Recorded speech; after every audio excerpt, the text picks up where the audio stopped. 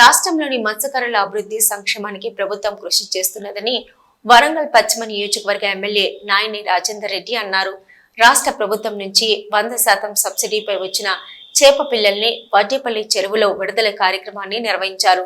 ముఖ్య అతిథిగా హాజరైన వరంగల్ పశ్చిమ ఎమ్మెల్యే నాయని రాజేందర్ రెడ్డి రాయితీ చేప పిల్లలను అధికారులు మత్స్యకారుల సమక్షంలో చెరువులోకి వదిలారు. అనంతరం ఏర్పాటు చేసిన సమావేశంలో ఎమ్మెల్యే మాట్లాడుతూ వడ్డేపల్లి సహా హన్మకొండలోని 4 చెరువులలో 4.5 లక్షల చేప పిల్లల పంపిణీ కార్యక్రమాన్ని చేపట్టినట్లు తెలిపారు.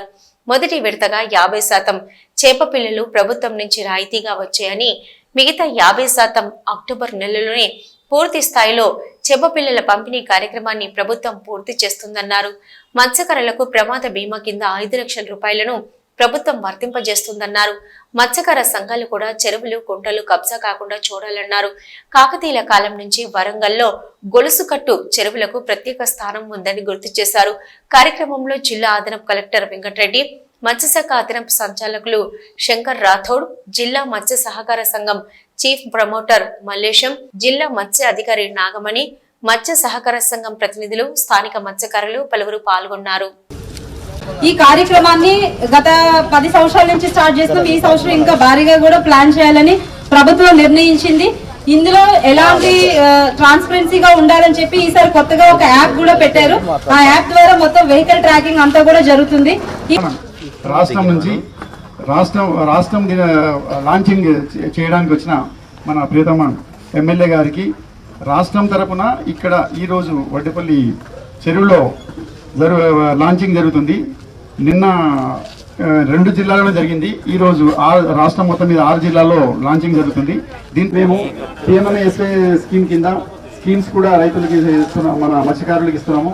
చేపల చెరువులు తవ్వడము, తర్వాత వెహికల్స్ 2 వీలర్స్ 4 వీలర్స్ అంటే DFO గారి ద్వారా అప్లికేషన్స్ మాకు హెడ్ ఆఫీస్కి వస్తాయి. కార్మిక సోదరమణులకు అందరికీ కూడా వాళ్ళని ఆర్థికంగా ఆదుకోవాలనే ఉద్దేశంతో మన రాష్ట్ర ప్రభుత్వం ఉచితంగా వాళ్ళ మీద ఆర్థిక భారం పడకుండా ఉచితంగా చేపల పంపిణీ కార్యక్రమం చేపట్టడానికి 2025 సంవత్సరంలో ఈ మధ్య కాలంలో మనం టెండర్లు ఫైనల్ చేయడం జరిగింది. ప్రభుత్వ ఆదేశాల మేరకు నిన్న నుంచే మనకు ఈ పంపిణీ కార్యక్రమం చేపట్టడం జరిగింది.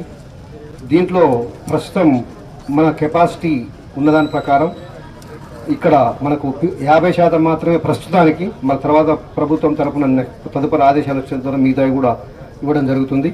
ఈ అవకాశాన్ని అందరూ ఈ ప్రారంభోత్సవ గౌరవ ఈ అవకాశాన్ని అందరూ కూడా మత్స్యకార సోదరులందరూ వినియోగించుకొని రకరకాల స్కీమ్స్ కూడా ఉండడం జరిగింది. ఇదే కాకుండా మీకు అందరికీ కూడా తెలుసు, ప్రభుత్వం తరఫున మీరు మత్స్యకారుల అభివృద్ధి కోసం రకరకాల పథకాలను కూడా సబ్సిడీ పథకాల కింద కూడా తేవడం జరిగింది.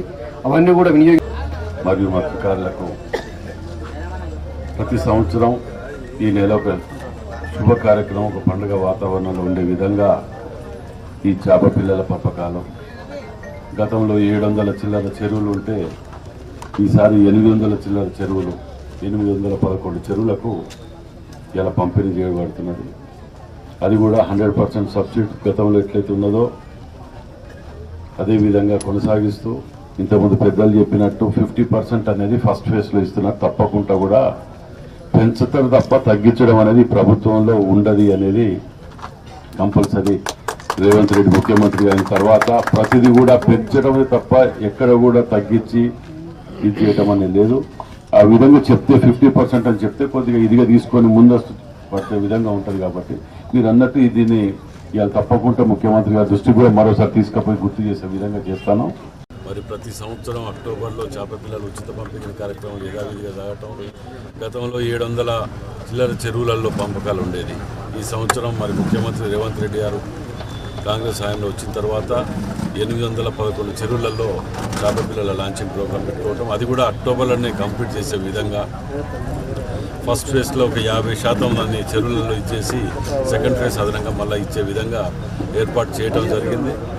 మరి చెరువులు గుంటలు వీటన్నిటిని మనం కాపాడుకుంటేనే ఇలాంటి వాటిని మనం ముందు పోగలుగుతాం.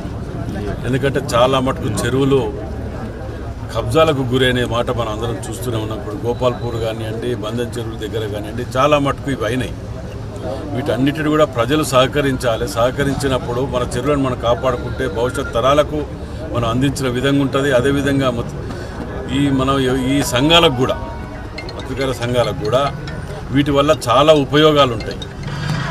ఆ చేపల అన్యాక్రాంతి కాకుండా, చెరువులు అన్యాక్రాంతి కాకుండా చూసుకోవాల్సిన బాధ్యత ప్రతి ఒక్క పౌరుని మీద ఉన్నది. గవర్నమెంట్ దీని మీద కృత నిశ్చయంతో ఉన్నది. వీటిని ఎట్టి పరిస్థితుల్లో చెరువులను కాపాడుకోవాలి. చెరువులు అనగానే కాకతీయ నాటి కాలం నుంచి మన తెలంగాణలో ప్రత్యేకంగా వరంగల్కు ప్రత్యేకత ఉన్నది. చెరువుల మీద, గొలుసుల మీద, వీటన్నిటి మీద కూడా వీటిని కాపాడుకోవాల్సిన బాధ్యత మొట్టమొదట వరంగల్ హన్మకొండ జిల్లా ప్రజల మీద ఉన్నది. మరి ఈ కార్యక్రమాన్ని అధికారులు, సంఘాలు, వృత్తికార సంఘాలు అందరూ కూడా కలిసికట్టుగా ఒక టీం వర్క్ దీన్ని చేయాలని చెప్పి